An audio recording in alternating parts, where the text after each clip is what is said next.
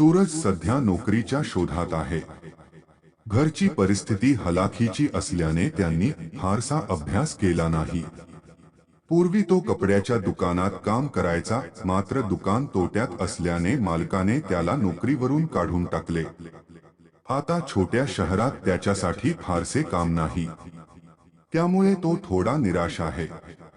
एके दिवशी संध्याकाळी घरी परतत असताना त्याला झुडपात एक पुस्तक दिसले। पुस्तक उचलतो आणि बघतो, त्याच्या मुखपृष्ठावरच लिहिले आहे की जो कोणी हे पुस्तक उघडेल, हे पुस्तक चमत्कारिकरित्या त्याचे जीवन बदलेल। सूरजच्या सुरुवातीला विश्वास बसत नाही, पण तरीही तो तिला घरी घेऊन जातो।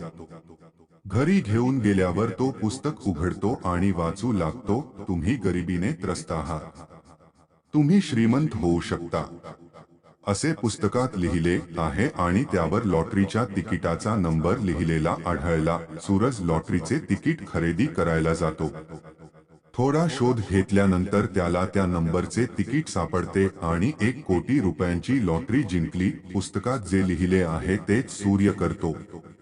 पुस्तक त्याला बस घेण्यास सांगते, जे सूरज करतो। हळूहळू पुस्तकाच्या मदतीने सूरज एका वर्षात 5 बस चालवायला सुरुवात करतो। सूरज आता करोडपती झाला आहे। वेळ असाच काम करत होता। सूरजचे उत्पन्न खूप वाढले होते आणि पैशाच्या प्रभावाखाली तो खूप उडू लागला होता। मग एके दिवशी सूरज एक महत्त्वाचा नियम मोडतो। पुस्तकाची अट अशी होती की ते रोज एकदा उघडून वाचावे।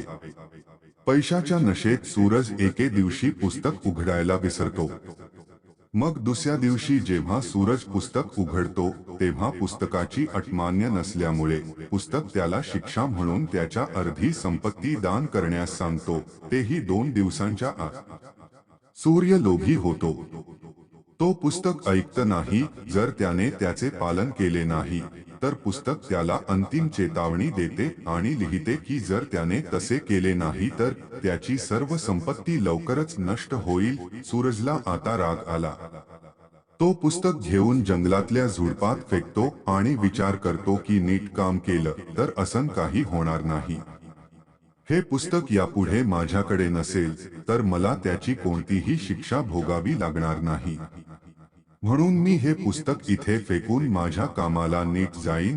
पण सूर्याला जसे वाटते तसे काहीच होत नाही। त्यांची एक बस एका मोठ्या नेत्याच्या घराची भिंत तोडते। मग सूरज पोलीस आणि कोर्टात अडकतो। तो तुरुंगातही जातो। पुस्तकात जे सांगितले ते हळूहळू घडते।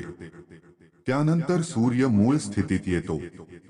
सूरज पुन्हा त्या पुस्तकाच्या शोधात जातो, पण सूरजला ते पुस्तक कुठेच सापडत नाही। आता तो डोकं धरून खूप रडतो आणि म्हणतो की आयुष्यात नेहमी एखादे काम नियमितपणे आणि नियमानुसार केले पाहिजे। आज मी माझ्याकडे जे काही होते ते गमावले, पण तो मिळत नाही। कदाचित आता ती दुसऱ्याचे भविष्य बदलत असेल।